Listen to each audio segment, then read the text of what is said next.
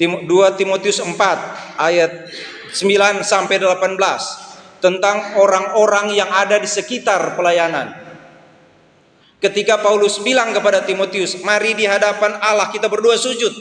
Timotius anakku, mari sujud di hadapan Allah, dan kita mau ingat lagi tugas yang Tuhan berikan pada kita. Aku ingatkan kamu Timotius, beritakanlah firman, siap sedialah baik atau tidak baik waktunya. Karena satu waktu orang akan mengabaikan kebenaran. Satu waktu orang-orang tidak akan mendengar kebenaran. Karena di pasal 3 dari 2 Timotius 3, dunia semakin tidak benar.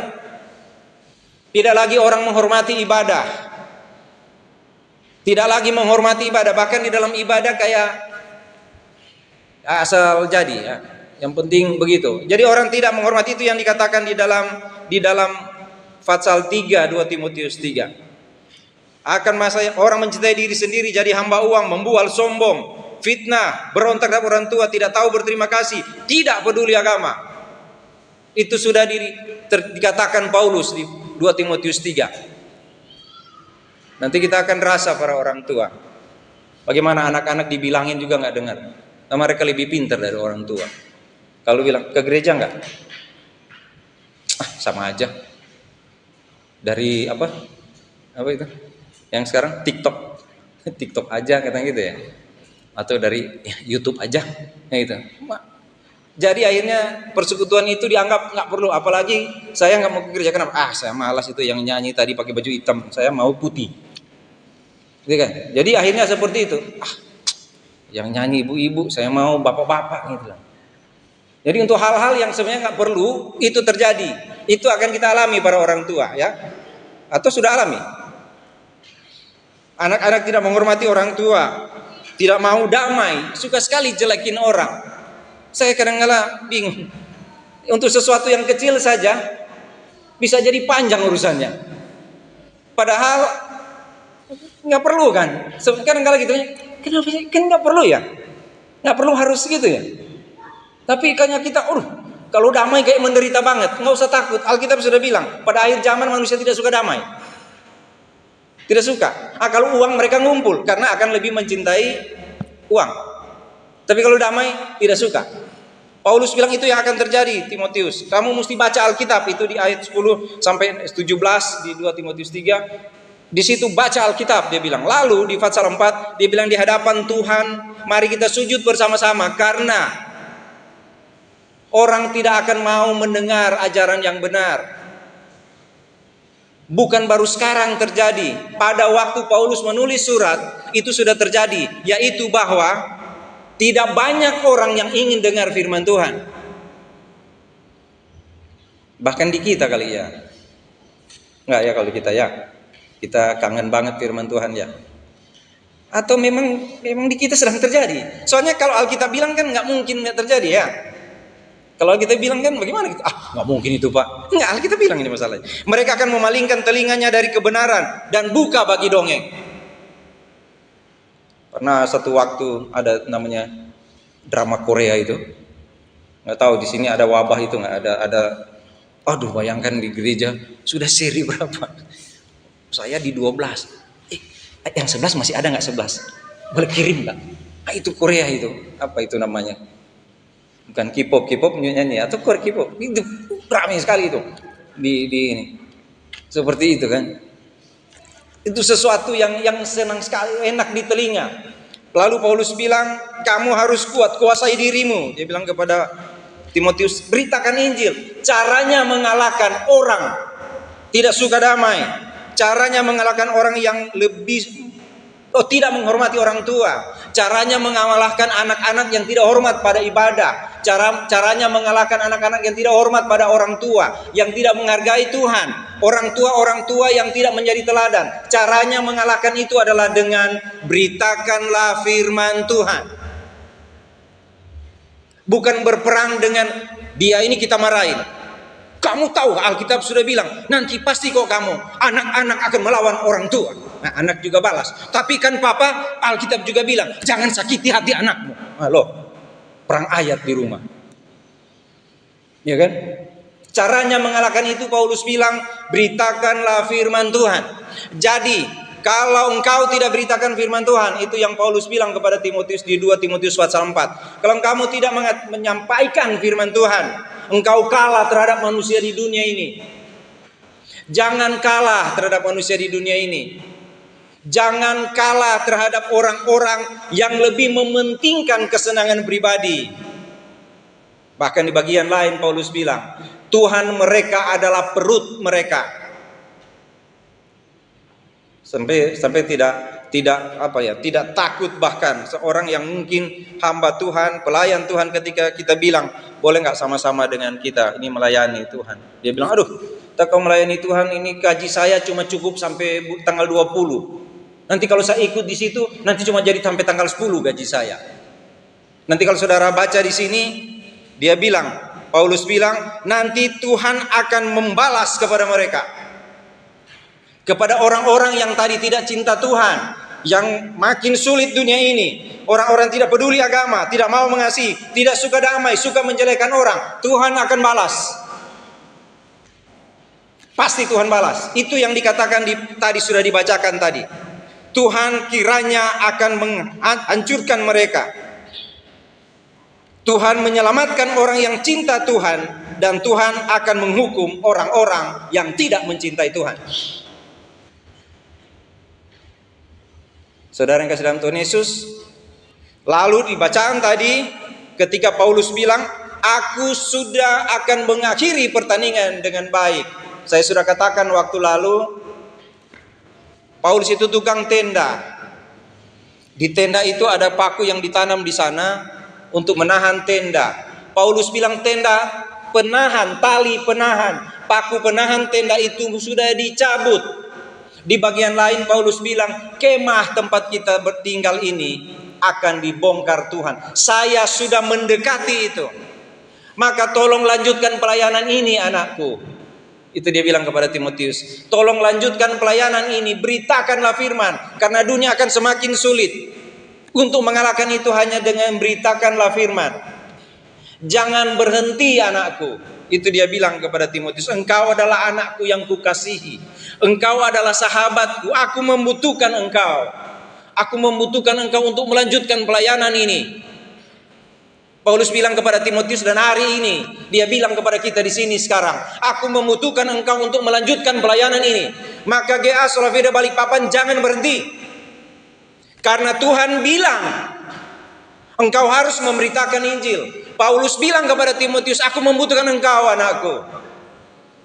Para pendiri gereja ini yang membangunnya dengan susah payah ini juga berkata kepada kita, jangan berhenti anakku. Beritakan firman Tuhan. Jangan diam. Dunia semakin sulit, engkau tidak dapat mengalahkan itu. Karena aku sudah katakan, aku akan hancurkan dunia. Dan dunia yang akan hancur ini hanya bisa dikalahkan oleh beritakanlah firman Tuhan. Aku butuh engkau anakku. Itu sebabnya di ayat 9 di 2 Timotius pasal 4 ayat 9, berusahalah supaya segera datang padaku. Berusahalah untuk datang padaku Timotius. Engkau sedang melayani di sana, saya sendirian di sini. Kenapa? Karena Demas telah mencintai dunia dan meninggalkan aku. Ia telah berangkat ke Tesalonika. Kreskes telah pergi ke Galatia dan Titus ke Dalmatia. Hanya Lukas yang tinggal dengan aku. Jemputlah Markus dan bawalah ia kemari karena pelayanannya penting bagiku. Tikikus telah kukirim ke Efesus. Dan kalau engkau datang, bawa perkamen, bawa tulisan-tulisanku di sana, bawa ke sini, karena aku harus menulis terus. Jika aku tidak ada, tulisanku masih tinggal bagimu, bagi orang-orang percaya. Tapi engkau harus hati-hati anakku. Ada Alexander, dia selalu berbuat jahat, dan Tuhan akan membalasnya menurut perbuatannya. Itu yang saya katakan tadi. Jangan dikira kalau ada orang yang terus melakukan sesuatu yang salah, tidak suka damai, dan seterusnya, Tuhan diam, tidak akan diam. Tuhan akan membalasnya menurut perbuatannya. Jangan coba-coba merusak, karena Tuhan akan balas. Tuhan akan balas.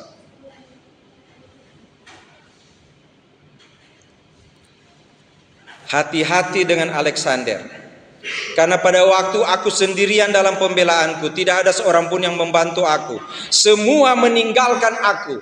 Paulus dengan sakit dia bilang, kiranya hal itu jangan ditanggungkan atas mereka. Ada dua yang dia bilang. Kepada teman-temannya yang pergi meninggalkan dia, Tuhan akan balas. Tapi mohon Tuhan, jangan tanggungkan kepada mereka. Pernah nggak saudara sakit hati? Sakit hati sekali. Lalu saudara berdoa begini, Tuhan berkatilah dia. Limpahkan berkat padanya. Karena hamba sakit karena perbuatannya, karena kata-katanya, karena sikapnya. Pernah nggak saudara berdoa begitu? Itu penting bagi kita. Alkitab bilang berkatilah. Jika ada yang menganiaya kamu, berkatilah. Lalu kita akan menjadi orang yang paling teraniaya. Tiap saat kita yang, Tuhan berkatilah karena dia jahat pada saya. Padahal kita yang duluan jahat kali ya. Bisa jadi ya. Cuma kita nggak sadar kali ya. Ya. Karena kadang-kala kalau jahat itu nggak pernah sadar kan. Tapi kalau orang jahat pada kita baru jahat dikit, kita udah, orang Manado bilang apa? Kore sadiki, tapi lah besar. Ya, ngerti ya? Mas sentuh dikit. Dulu kalau saya waktu ketemu dengan orang itu, kalau anak kecil kan suka dibilang, kamu kayak daun kelapa kering. Cuma dikit aja, cuma sedikit aja, cuma diminta dikit kue, kakaknya minta ke adiknya minta kue, lalu adiknya nggak ngasih, dia rampas, adiknya terus mama, udah begitu mama langsung keluar. Nah itu tuh tak koresa dikit tapi lah besar, tersentuh dikit retaknya gede. Ya, Paulus bilang tidak ada yang mendampingi aku, tapi ada Tuhan yang mendampingi aku. Ketika semua pergi, ketika tidak ada orang yang mau mengalahkan kejahatan, dengan memberitakan Injil, Tuhan tidak pernah kehilangan orang. Ketika ada anak-anak Tuhan tidak mau pergi memberitakan Injil karena lebih mencintai dunia, Tuhan tidak pernah kehilangan orang yang akan memberitakan Injil. Karena yang tidak melakukan itu, Paulus bilang, Tuhan yang akan membalasnya. Kiranya tidak terjadi seperti itu, tapi Tuhan pasti balas. Jangan dikira hanya kita begini, kalau orang jahat ke kita, kita bilang begini, dia berdosa sekali, biar nanti Tuhan balas. Itu kan dia jahat ke kita. Nah kalau dia jahat ke Tuhan, kalau saya jahat ke Tuhan, saya tidak memberitakan Injil, Tuhan mau balas nggak? Menakutkan memang ini ya. Memang menakutkan. Jadi setelah pulang ini, ibu bapak lalu pakai jadwal aja. Hari Senin menginjil 3 orang. Selasa sampai kolom ini Tuhan balas. Ya, nanti Tuhan balas ini. Soalnya renungannya begitu. Mungkin nggak seperti itu. Tetapi mungkin harus taruh di hati betapa pentingnya itu. Karena ketika Tuhan Yesus naik ke sorga, dia bilang kepada murid-muridnya, jadikanlah semua bangsa muridku. Itu dia mau naik ke sorga. Ketika Paulus akan pergi ke sorga, dia bilang pesan terakhir, ini surat terakhir Paulus kepada Timotius ini adalah surat yang terakhir. Dia bilang kepada Timotius, beritakanlah firman. Ada tantangan dari luar itu tadi. Orang suka menjelekkan orang, berontak terhadap orang tua, tidak peduli agama, tidak tahu berterima kasih, tidak mau damai, tidak dapat mengekang diri, garang, tidak suka yang baik, suka mengkhianat, tidak berpikir panjang, belagak tahu, lebih menuruti hawa nafsu daripada menuruti Allah. Itu begitu. Orang-orang itu dikuasai oleh berbagai nafsu. Itu begitu. Itu di pasal 3, pasal 4, orang tidak lagi mendengar ajaran dengan sehat, itu ayat 3. Memalingkan telinga, akan seperti itu. Itu dari luar. Sekarang dari dalam. Di pasal 4, 2 Timotius 4 ayat 9 sampai 18, tantangan dari dalam. Tantangan dari dalam terhadap tugas pemberitaan Injil. Dari mana munculnya itu tantangan? Saya tadi baca ayatnya dan saudara bisa lihat itu kan. Di begini dia bilang gini. Mulai dari ayat yang ke-10, itu ada 2 ayat 10 dan ayat yang ke-14. Ada teman baik sekali dia. Namanya Demas. Ya. Baik sekali dia. Demas itu bersama-sama dengan Paulus. Benar itu yang Pak Ben bilang. Pak Anderson yang membawa Injil ke sini, Pak Vernon itu bilang. Akan ada masalah dari dalam. Dan saya sudah bilang tadi pada saudara, tidak mungkin dari luar menghancurkan pelayanan, tapi biasanya dari dalam. Kami ngobrol dengan sekretaris sinode di sini, lalu mulai tanya, kenapa di sini kok tidak jalan pelayanan? Dan teman-teman suka bilang begini, karena kita suka sekali seperti menghakimi sinode sebenarnya. Banyak kali gitu, jagonya kita di situ. Padahal kalau jadi sinode mungkin ya syukur-syukur mau jadi, paling nggak jadi, nggak kepilih kok pasti. Jadi kalau mereka terpilih karena Tuhan tunjuk mereka sebenarnya. Jadi saya memberi hormat kepada mereka. Kenapa? Karena bagi saya apa yang Tuhan tunjukkan di gereja ini itu adalah pilihan Tuhan. Karena gereja ini milik Tuhan. Jadi saya tidak berani untuk sinode mau pang-pang gitu. Saya tidak bisa apa-apa. Bahkan saya tidak dapat lebih baik dari mereka, tidak akan. Sampai kapanpun tidak bisa. Tapi ada teman dengan gagah begitu, padahal sama-sama PG, dia bilang, nah itu di Bogor sudah tidak ada, di Medan tidak ada, di Surabaya tidak ada. Itu bagaimana Pak? Kok tidak ada itu pelayanan di sana? Saya tepuk teman saya dan saya bilang, kenapa Anda nggak ke sana? Kenapa saya tidak ke sana? Kenapa kita tidak ke sana? Kenapa kita bilang seperti itu? Itu kosong di sana, ini kosong. Kenapa bisa begitu? Nah, kita kan PG. Kenapa bukan kita yang ke sana? Kan gitu ya? Hebat sekali menunjuk begitu. Itu mereka tuh begitu, itu mereka begitu. Kenapa bukan saya? Saya bilang gitu. Lalu turun ke pastori lalu bilang, bukan begitu om, maksud saya sebenarnya begini. Enggak, saya lihat Anda maksudnya begitu kok. Itu jangan, itu tuh mereka tuh begitu, tuh begitu. Kenapa tidak bikin kita? Makanya saya panggil kan pendeta di sini kan, maju ke depan, Pak, kalau kita bisa pergi enggak? Atau kita nyaman di sini? Kita mau pergi enggak? Karena jangan sampai kita bilang itu di sana kosong, di sini kosong. Kan ada saya, ada kita. Kenapa bukan kita yang pergi? Kenapa kalau bilang itu yang nyanyi pakai baju hitam itu saya nggak suka, saya suka baju putih. Kenapa yang nggak pakai baju putih datang di sini? Gitu. Saya mau pakai dasi merah ya, saya ingin pakai baju apa yang liturgus pakai dasi merah. Saya mau dasi apa ini?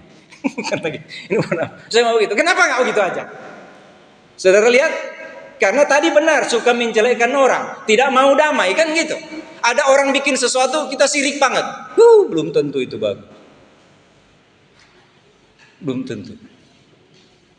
Ribet hidup. Waktu saya bilang ke teman saya, kenapa ya kita mesti begitu ya? Padahal kita PG. Kenapa kita nggak bilang ke sinode, Pak, saya lihat di sana kosong, di Surabaya kayaknya sudah kosong, boleh nggak saya diutus ke sinode? Saya tawarkan ke sinode, kalau ada sesuatu utus saya. Oh Pak, di Balikpapan banyak orang mereka datang ke Balikpapan, banyak, utus saya, supaya saya tidak menjadi orang yang cuma bilang itu sana kosong, sini kosong, mana pelayanan? Itu pelayannya itu nggak bagus. Teman saya datang menangis di pastori. Ketika dia khotbah lalu berdiri orang lain dan bilang tadi khotbah itu salah. Bayangin. Tadi khotbah itu salah. Waduh. Saudara lihat, ada orang yang bersama-sama dengan Paulus namanya Demas. Tapi setelah itu dia mencintai dunia. Demas telah mencintai dunia ini dan meninggalkan aku. Ia sudah pergi ke Tesalonika.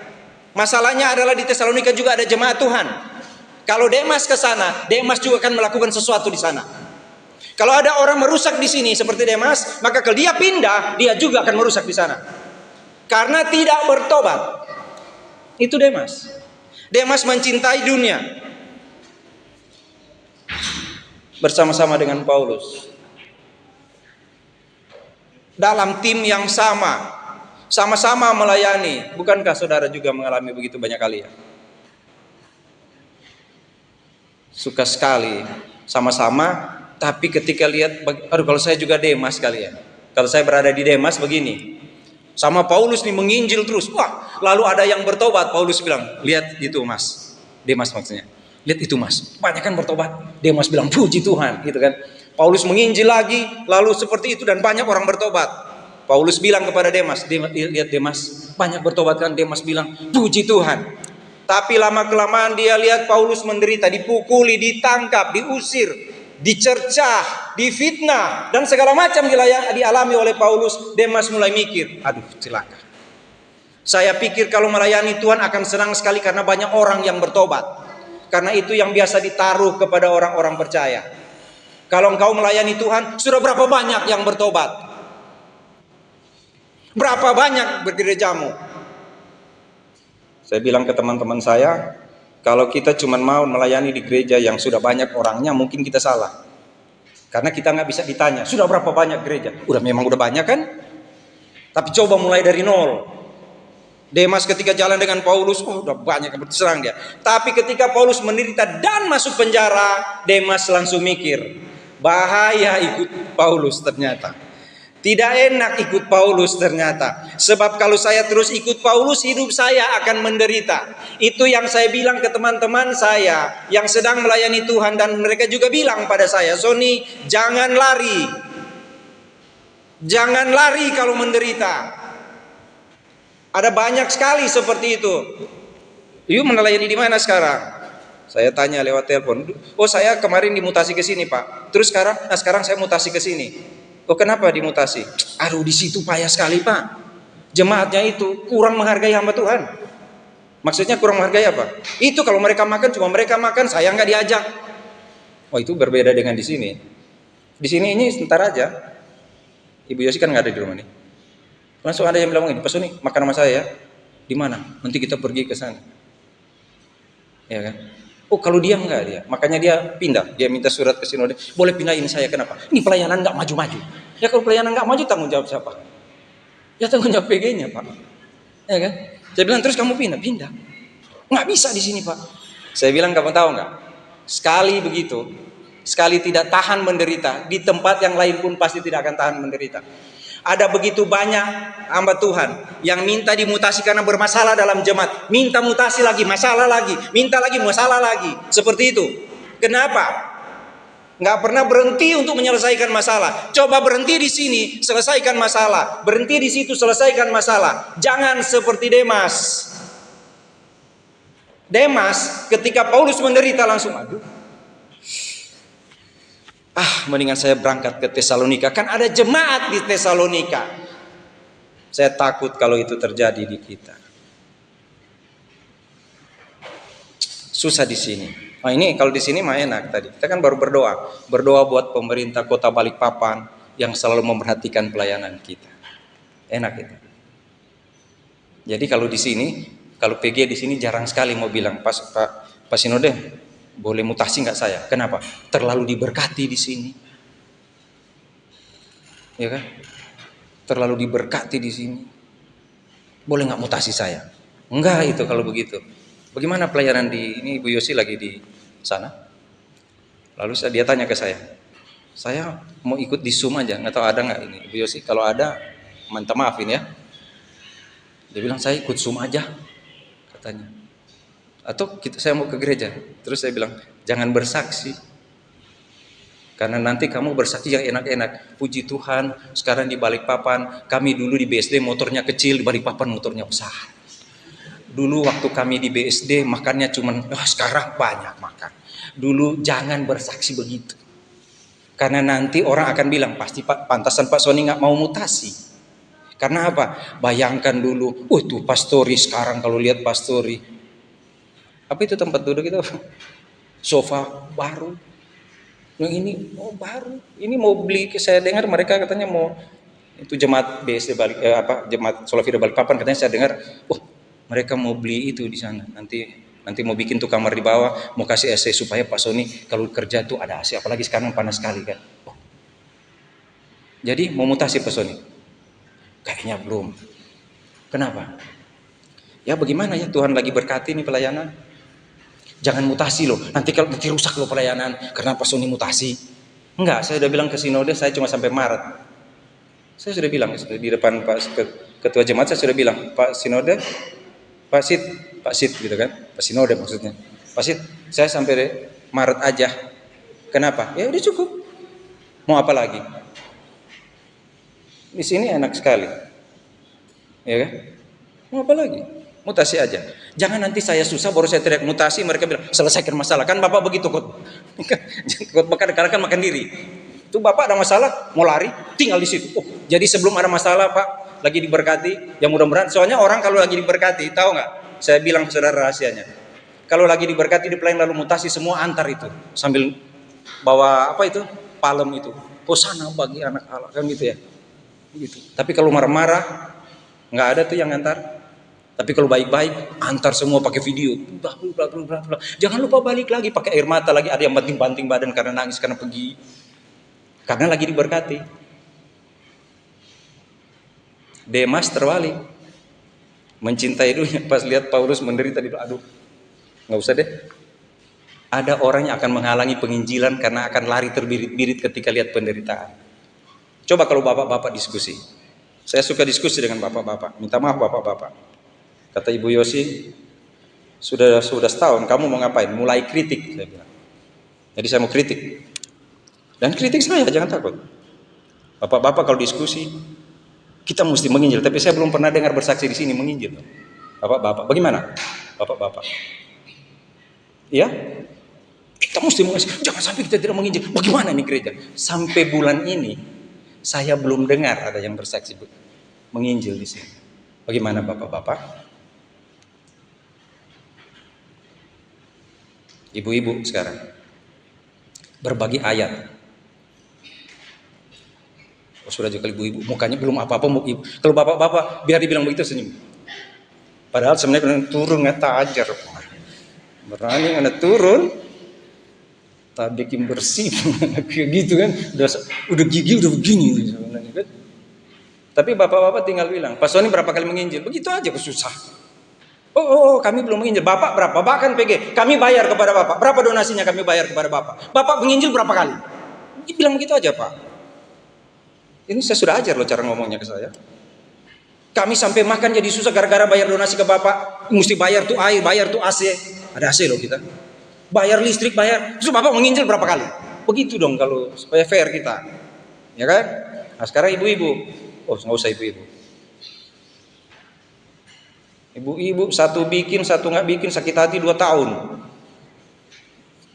Udah setahun, harus begini khotbah kalau udah setahun di sini. Karena saya cuma sampai Maret.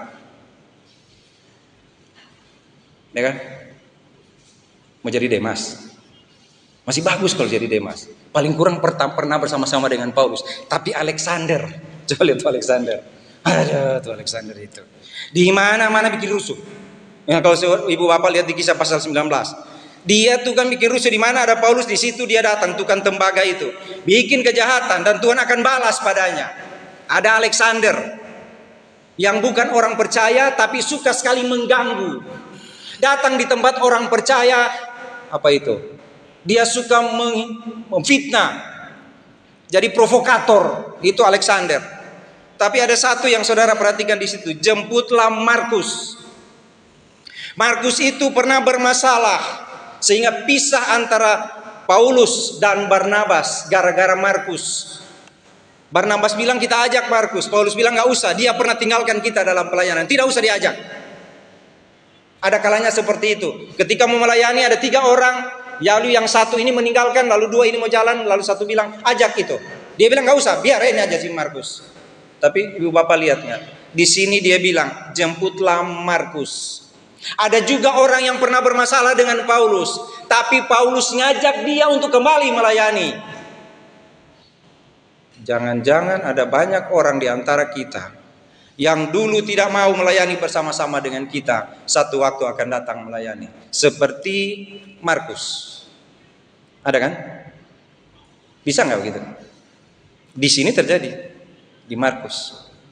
Tapi ketika ada orang keluar dan menginjak-injak kita, Tuhan bilang seperti Alexander itu atau seperti Demas mencintai dunia, Tuhan akan membalas menurut perbuatannya. Tapi dalam pelayanan kita nanti akan kita dapati ada orang-orang yang akan datang kembali bersama-sama dengan kita. Itu sebabnya mungkin saudara ingat ketika saya ada di sini pertama, saya bilang kepada saudara-saudara, nanti lihat di rekamannya itu karena saya rekam itu. Kalau kita mau melayani ada orang pergi, nggak usah sibuk cari. Kalau ada orang pergi nggak usah sibuk cari. Kenapa? Kecuali dia domba, anak yang hilang. Tapi kalau dia adalah orang yang pernah berdiri di sini, pernah menyambut tamu di situ, lalu dia tinggalkan kita, biarkan dia pergi. Itu yang Paulus buat untuk Markus. Biarkan dia pergi. Saudara tahu, kalau di antara Bapak Ibu di sini pernah berdiri di sini atau di hadapan putrian lalu bilang, kita harus semangat, harus saling mengasihi, tapi sesudah itu Ibu, Bapak tidak mengasihi dan tidak semangat, biarkan pergi. Karena buat apa Anda katakan itu, sesudah itu Anda lupakan itu. Kalau ada yang pernah berkhotbah, kalau ada yang pernah mengajar, kalau pernah ada yang pernah menginjil, mengajar seseorang, dan setelah itu ditinggalkan, biarkan pergi. Kenapa? Itu Alexander, itu Demas, itu Yudas Iskariot. Tetapi ketika ada orang seperti Markus yang datang kembali, kita mesti buka pintu selebar-lebarnya. Mungkin ingat yang saya bilang, biarkan mereka pergi, tetapi kita harus buat baik pelayanan ini, supaya kalau mereka kembali, mereka dapati kita saling mengasihi, kita baik. Ataukah kita akan pergi menjadi jahat? Masih ingat yang saya bilang itu kan, ketika saya bilang ada di sini, biarkan mereka pergi, siapapun itu. Karena nanti ada banyak orang duduk di sini, tapi hatinya nggak di sini, lagi tunggu-tunggu. Saya berani salah satu, saya hajar, ya kan? Kalau ada yang pergi, ibu bapak, yang kita mesti buat adalah buatlah ini sebaik mungkin, sebagus mungkin. Karena ada orang yang WA ke saya dan bilang, Bapak, saya senang tiap hari Bapak kirim ayat pada saya. Tapi maaf Pak, saya sudah tidak bisa lagi bergereja dengan gereja Bapak. Saya bilang, ya silakan pergi, nggak apa-apa. Soalnya saya tidak lihat singersnya bagus di sini, itu yang dia bilang. Jadi akan berkurang ini singers di sini nih, karena ini sudah dikritik. Apalagi musik, nyanyinya aja begitu. Kalau tadi kita nyanyi tuh lagu apa tadi? Ada di sorga. Karena namaku, bukan begitu lagunya Pak Ibu. Ada di sana, itu di rekaman. Dia bilang, tak mau saya bergereja di situ. Saya bilang, jadi Ibu, nah kalau Ibu datang dan Ibu lihat Ibu Desi sama Ibu Vivi singers, pasti Ibu akan begini. Pasti Ibu akan balik lagi. Mereka nyanyi tadi kencang banget. Nah, ini apalagi kalau sudah bilang begini, makin kencang nih bentar ini. Nanti sudah lihat ya. Pasti akan makin kencang. Tambah kencang. Kalau ada orang pergi, kita nggak bisa peluk lalu menangis. Aduh, jangan pergi Ibu. Aduh Ibu, jangan Ibu. Nanti kami bagaimana kalau Ibu pergi? Siapa yang mau kasih balapis ke Pak Sony?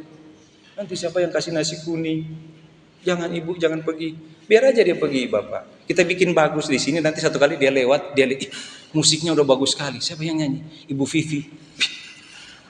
Ibu Vivi sama Mas Puji. Dia langsung pura-pura di situ, dia lihat-lihat. Baru dia foto-foto, pertama dia foto. Mau foto Pak Sony dari situ. Baru dia pindah situ. Baru mulai dekat-dekat. Pak Sony permisi mau ke toilet. Silakan.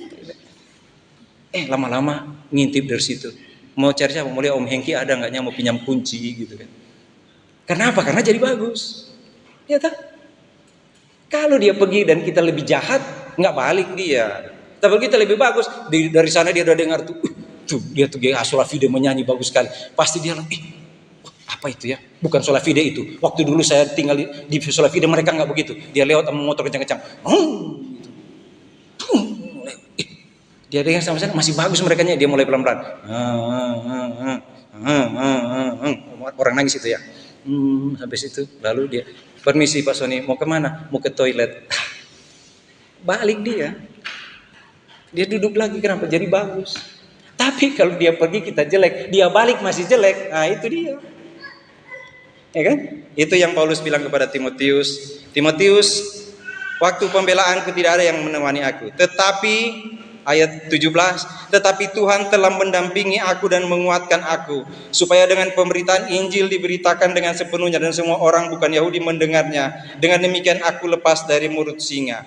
Tuhan akan melepaskan aku dari setiap usaha yang jahat. Itu prinsip orang percaya. Kalaupun saya dihina, kalaupun saya dipinggirkan, nanti kalau Ibu datang gereja duduk paling sudut, duduk diam-diam, nggak ada yang datang salaman sama Ibu, sama Bapak, cuma lihat dari jauh. Oh, cuekin aja. Jangan takut. Tuhan mendampingi ibu bapak. Kalau ibu bapak datang gereja lalu duduk paling depan, gak ada yang sapa ibu bapak, jangan takut, Tuhan dampingi. Iya kan? Tuhan dampingi ibu bapak. Kadang-kala datang sudah di rumah lagi ada masalah, piring belum cuci, ya kan? Ada yang pecah, segala macam, lalu datang sini, terus dicuekin, sakit hati ya ibu ya, bapak ya. Langsung besok begini, gereja kayak begitu. Nggak ada yang sayang sama saya. Lihat tuh mereka tuh, nggak ada yang sayang sama saya. Ibu bapak nggak takut, Tuhan sayang ibu bapak. Paulus bilang gitu. Ketika semua pergi tidak peduli terhadap saya, ada Tuhan yang bersama-sama dengan saya. Kalau ada orang tidak lagi mau mendengar Injil, ada orang seperti Demas, seperti Alexander yang meninggalkan ibu dan bapak, kita tidak pernah akan sendirian. Paulus bilang Tuhan akan membalas mereka, tapi Tuhan akan menjaga orang percaya. Tuhan menjaga, tetapi Tuhan telah mendampingi aku dan menguatkan aku. Dia tidak hanya dampingi Paulus, tapi Tuhan menguatkan. Kamu akan menderita Paulus, tapi kan saya sudah bilang, nanti engkau akan menderita, tapi Tuhan akan menyertai engkau. Saya suka selama berminggu-minggu ini, saya suka mengirim ayat Alkitab kepada saudara-saudara seiman, untuk selalu menguatkan. Anak Tuhan tidak akan dipermalukan. Seorang remaja datang pada saya dan tanya, Pak Sony, ayat Alkitab yang favorit Pak Sony apa? Saya bilang Roma, yang bilang orang percaya tidak akan dipermalukan, karena saya mengalami itu. Saya sangat percaya itu. Saya sangat percaya Tuhan tidak akan permalukan anak-anak Tuhan di GAA Solafide Balikpapan.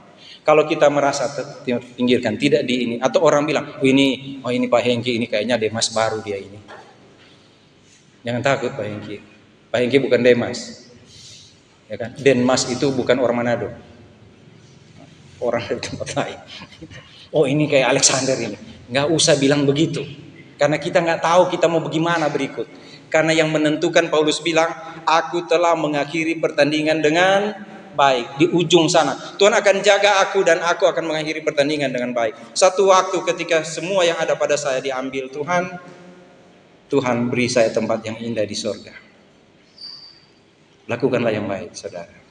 Dunia dari luar tantangan banyak, dari dalam juga akan ada banyak. Nggak usah curiga, siapa ini kira-kira ya, mau Demas sama Alexander siapa ya, siapa yang Markus ya, nggak usah. Karena kita cuma mau bilang pada Tuhan, Tuhan saya mengerti apa yang kau kehendaki, saya harus memberitakan firman Tuhan.